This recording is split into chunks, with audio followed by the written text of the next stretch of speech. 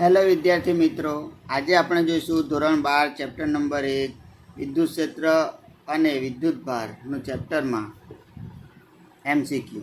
એમાં છે એમસીક્યુ આપણો 100 ન્યૂટન પર કુલમનું વિદ્યુત ક્ષેત્ર ઝેડ દિશામાં આપેલું છે, આપણને અસ્તિત્વમાં છે.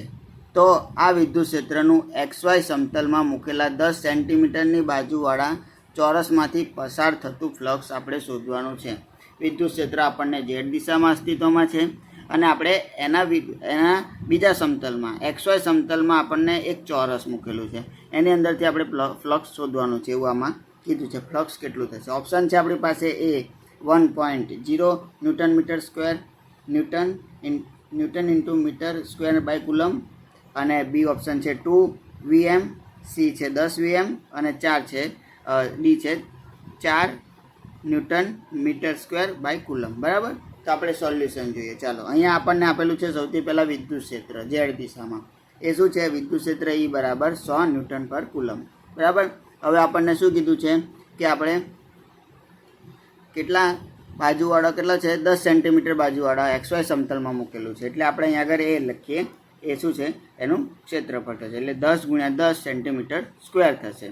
બરાબર, એટલે શું થશે? 10 × 10 100 થશે, ઇન્ટુ 10⁻⁴ એટલે સેન્ટીમીટરને આપણે મીટરમાં કન્વર્ટ કર્યા, એટલે શું થશે? 10⁻⁴ મીટર સ્ક્વેર થશે. એટલે આપણી પાસે ક્ષેત્ર શું આવશે? વિદ્યુત ક્ષેત્ર એ બરાબર, વિદ્યુત ક્ષેત્ર નહીં, ચોરસનું ક્ષેત્રફળ શું આવશે?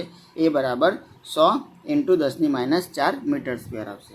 બરાબર, વિદ્યુત ક્ષેત્ર આપણી પાસે E બરાબર 100 ન્યૂટન પર કુલમ છે આપણી પાસે. હવે આપણે સૂત્ર મૂકીએ. ચોરસમાંથી પસાર થતું ફ્લક્સ બરાબર ફાઈ બરાબર EA × cos θ થશે. બરાબર, એટલે શું થશે?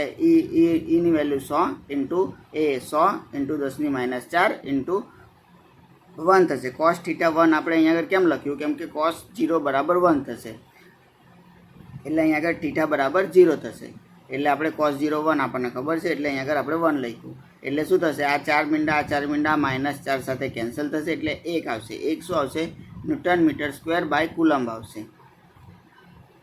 પરંતુ આપણે ફાઈ બરાબર 1 VM પણ લખી શકાય છે, કેમ કે આપણે V બરાબર ન્યૂટન મીટર બાય કુલમ છે. એટલે તમે અહીંયા આગળ તમને ઓપ્શનમાં છે ને, અહીંયા આગળ બે પાછળનું આપેલું છે જુઓ, પણ એ ચારે ચારનું વેલ્યુ એક જ થશે. બરાબર, એટલે ગભરાતા નહીં. તમને ખબર હશે તો ખબર પડી સારું થશે. ચાલો મળીએ નવા વિડીયોમાં. અહીંયા આગળ આપણો ઓપ્શન શું આવશે? જવાબ સાચો એ આવશે.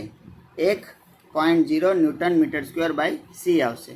ઓકે, મળીએ નવા વિડીયોમાં.